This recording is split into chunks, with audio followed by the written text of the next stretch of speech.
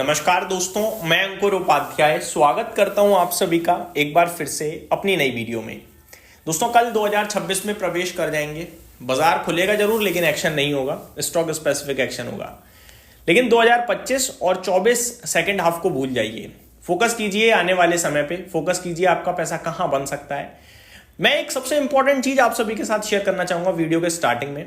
मुझे याद है, आई थिंक लास्ट टाइम जब हम बात कर रहे थे तो वीकेंड पे मैंने डिस्कस भी किया था इस तरीके से कि जो पुराने साथी होते हैं ना शेयर बाजार में, जो आपने देखा है वो आपको अपनी तरफ पूरी तरीके से खींच चुका होता है, उसे छोड़ना होता है। यहाँ आप शेयर बाजार में किसी के साथ बंधन में नहीं बंधे कि यही है, इसी से करना है। पब्लिक क्या करती है, अगर कंपनी ए में उसे घाटा हो गया तो वो सोचेगी कंपनी ए से ही मुझे रिकवर करना है पैसा। फॉर एग्जाम्पल है केवल, अगर ओला इलेक्ट्रिक का शेयर 100 रुपए से 50 रुपए आ जाए तो उन्हें लगेगा ये 50 रुपए से 100 रुपए दोबारा हो जाए, मैं यही लूंगा, यहीं पे बैठा रहूंगा लॉस लेके।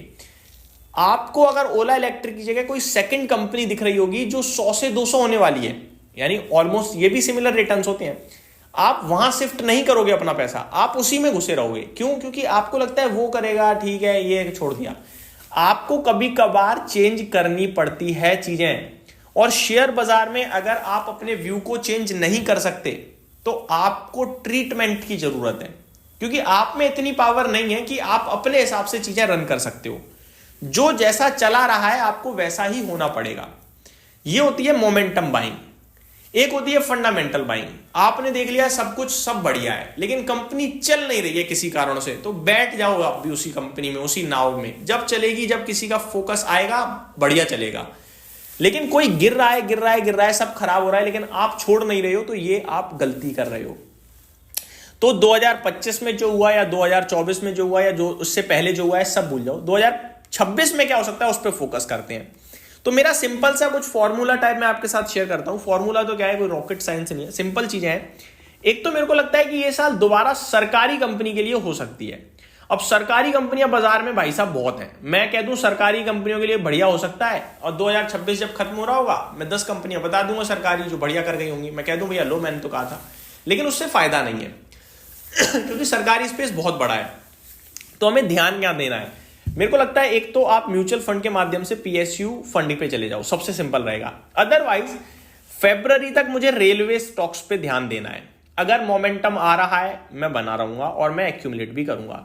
बजट में रेलवे को लेकर, रेलवे से रिलेटेड कुछ दमदार आ गया तो मैं पूरी साल बैठा रहूंगा, वरना मैं छोड़ के भाग जाऊंगा। ये तो हो गया मेरा रेलवे स्टॉक्स को लेकर फरवरी तक का व्यू, 1 फेब तक, बस यहां से एग्जैक्टली 1 महीना। ठीक है जी, इससे सिंपल कुछ ओपिनियन होगा नहीं। पूरे रेलवे क्षेत्र बहुत बड़ा है और उस पूरे बड़े क्षेत्र पे 1 महीने के अंदर अंदर मैं डिसीजन मेकिंग कर लूंगा, मैं ज्यादा वेट नहीं करूंगा। सेकंड है मेरे लिए एनटीपीसी, इस पे मैं पूरा फोकस करूंगा। कोल इंडिया, इस पे मैं पूरा फोकस करूंगा। रीजन क्या है, एनटीपीसी का रीजन है कि मेरे को लगता है पावर की जो डिमांड लास्ट 2 ईयर से हमने पावर स्टॉक्स की हालत खराब देखी है। डिमांड तो बढ़ी रही है भाई साहब, क्योंकि आप चाहे डेटा सेंटर बना लो पावर लगेगा, आप एआई रिलेटेड सॉफ्टवेयर बना लो पावर लगेगा। बिजली की डिमांड तो हर बार ज्यादा हो जाती है। इस साल गर्मी खास नहीं पड़ी, लेकिन अगली साल आपको भी पता है, हमें पता है, हमारे देश में पेड़ कट रहे हैं, बिल्डिंग बन रही है, तो गर्मी तो पड़ेगी। और कोल इंडिया क्यों, बिना कोल के कुछ होने वाला नहीं है, तो कोल इंडिया तो मस्ट है। नेक्स्ट है इंडियन रिन्यूएबल एनर्जी डेवलपमेंट। मेरे को लगता है इरेडा भी कमाल करेगा। क्यों कमाल, इन द मीन करना चाहिए अच्छा। नेगेटिव परफॉर्मेंस बहुत हो गई, अब रीजनेबल वैल्यूएशंस पे अच्छी ग्रोथ वाली कंपनी, बढ़िया एयूएम लेके बैठी है, अच्छी एसेट क्वालिटी, तो मेरे को यहां भी लगता है निवेश का मौका।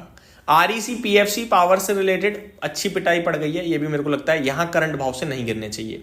और यूनियन बैंक बैंकिंग क्षेत्र से, और one of my favourite SBI, ये लीड कर सकता है। ये मेरे लिए सरकारी स्टॉक्स में कुछ चुनिंदा नाम और एक पूरा सरकारी सेक्टर पीएसयू बैंकिंग से, पीएसयू फंड। ठीक है जी, अब आ जाता हूं दिग्गज कंपनीज पे, यानी कि आंख बंद करके जहां पैसा लगा के मैं सो सकता हूं चैन की नींद। मुझे पता है बाजार में कुछ भी हो जाए, इनका कुछ नहीं होने वाला।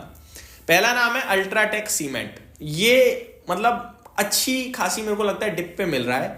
ये यहां से आराम से पोर्टफोलियो में रख के सोने वाला स्टॉक है इस समय। ठीक है जी। दूसरा एल&टी, जिसकी मतलब छवि पे आप शक कर ही नहीं सकते, जो नेक्स्ट लेवल कंपनी है। मतलब 5.5 लाख करोड़ समथिंग का मार्केट कैप ले रही है और 6.5 लाख करोड़ के समथिंग का तो ऑर्डर बुक ले रही है कंपनी। हर दिन एक नया ऑर्डर मिल जाता है ऐसे, तो ऑर्डर्स की तो इसके लिए कोई इज्जत ही नहीं है, क्योंकि जितना इन पे काम है वो शायद और कंपनियां सपने में भी नहीं सोच सकती।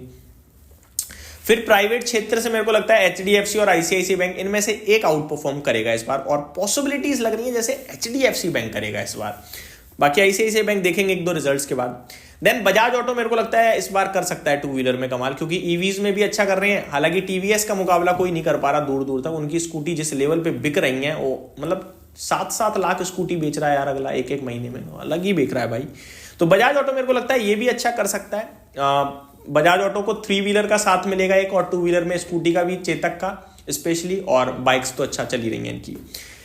4 व्हीलर में मेरे को लगता है मारुति जो रन कर रहा है मोमेंटम के साथ जाऊंगा मैं, क्योंकि एक्सपोर्ट करना इन्होंने अब शुरू कर दिया है। गाड़ी इनकी रोड पे अच्छी खासी दिखने लगी है, तो वो मेरे को लगता है। और जो रिसेंटली विक्टोरियस लॉन्च हुई है उसको भी अच्छा रिस्पॉन्स मिल रहा है, तो ये एक ध्यान में रखना है। और एक वैल्यूएशन टर्म में मेरे को टाटा मोटर और पैसेंजर व्हीकल भी काफी कंफर्ट दे रहा है, तो यहां भी मैं फोकस करूंगा।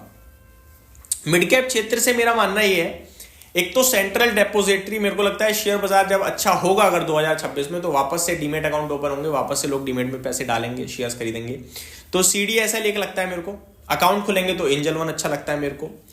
बहुत पिट गया है ईएमएस क्षेत्र की कंपनी है डिक्सन टेक, बहुत रीजनेबल भाव पे है, आजकल कोई साथ नहीं दे रहा, लेकिन मेरे को लगता है बहुत अच्छे भाव पे आपको लेके बैठना चाहिए। और इस बार बजट में भी ईएमएस से रिलेटेड कुछ आएगा ऐसा मेरा मानना है, तो मैं डिक्सन टेक को लॉन्ग करने की बात करूंगा। यहाँ एक दिग्गज कंपनी है लेकिन मैं मिड कैप में डाल के बैठा हूं उसे, वो है एचसीएल टेक्नोलॉजीज। 4 लाख करोड़ का मार्केट कैप है, कोई कमेंट मत करना कि भाई ये लार्ज कैप है, बट ठीक है। तो एचसीएल टेक मेरे को लगता है एक ये भी आउट परफॉर्म करना चाहिए यहाँ से। लास्ट 2 स्टॉक्स हैं अदानी पावर और टाटा पावर, इनमें से एक कोई बड़ा कमाल करेगा और एक न्यूट्रल टाइप कमाल करेगा। तो ये कुछ स्टॉक्स हैं जो मेरे को लगता है 2026 के स्टॉक ऑफ द ईयर हो सकते हैं।